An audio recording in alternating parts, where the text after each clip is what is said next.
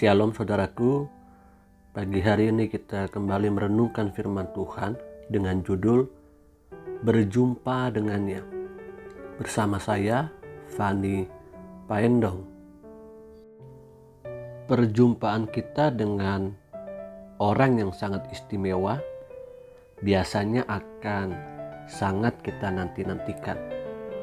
Karena mungkin perjumpaan itu sangat berkesan dan sulit untuk dapat dirancang kembali.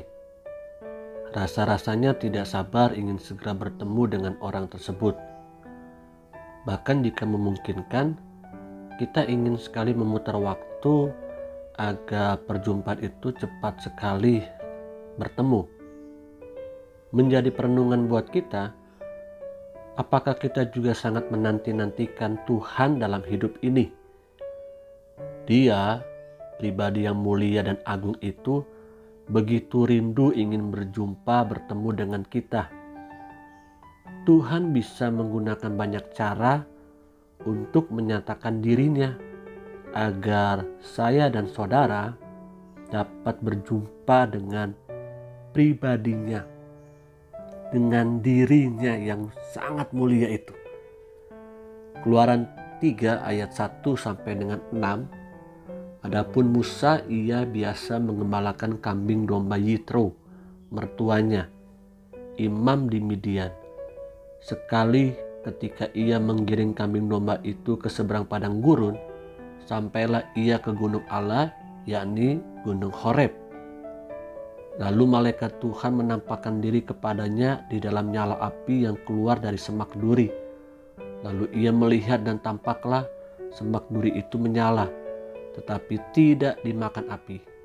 Musa berkata, "Baiklah, aku menyimpang ke sana untuk memeriksa penglihatan yang hebat itu.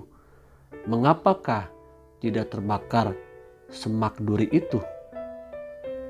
Ketika dilihat Tuhan bahwa Musa menyimpang untuk memeriksanya, berserulah Allah dari tengah-tengah semak duri itu kepadanya, "Musa, Musa." Dan ia menjawab, "Ya Allah." Lalu ia berfirman, "Janganlah datang dekat-dekat, tanggalkan kasutmu dari kakimu, sebab tempat di mana engkau berdiri itu adalah tanah yang kudus." Lagi ia berfirman, "Akulah Allah ayahmu, Allah Abraham, Allah Ishak, dan Allah Yakub."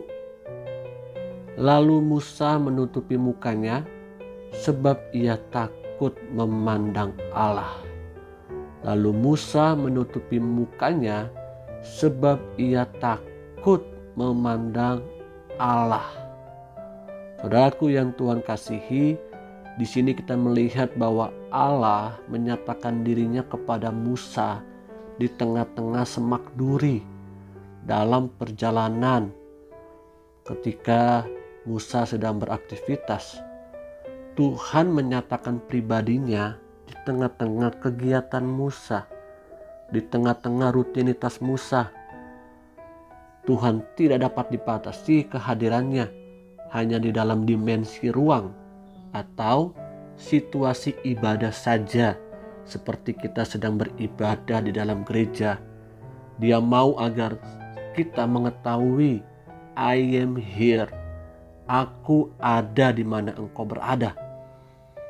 Tuhan hadir untuk menyatakan kemahakuasaan dan kekudusannya. Dia mau kita menyadari bahwa Dia Allah yang maha hadir, Allah Immanuel, bahkan Dia Allah yang kudus. Tuhan hadir untuk mengingatkan juga kepada Musa, "Akulah Allah dari nenek moyangmu. Akulah Allah Abraham, Allah Ishak, dan Allah Yakub."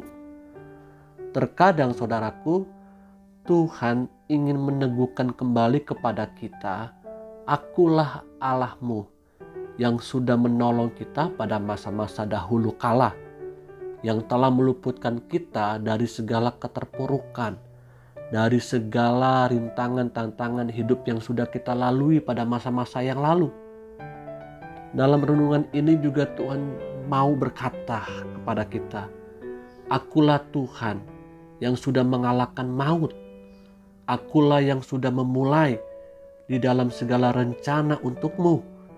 dan aku akan mengerjakan hingga sampai sempurna untuk kebaikanmu.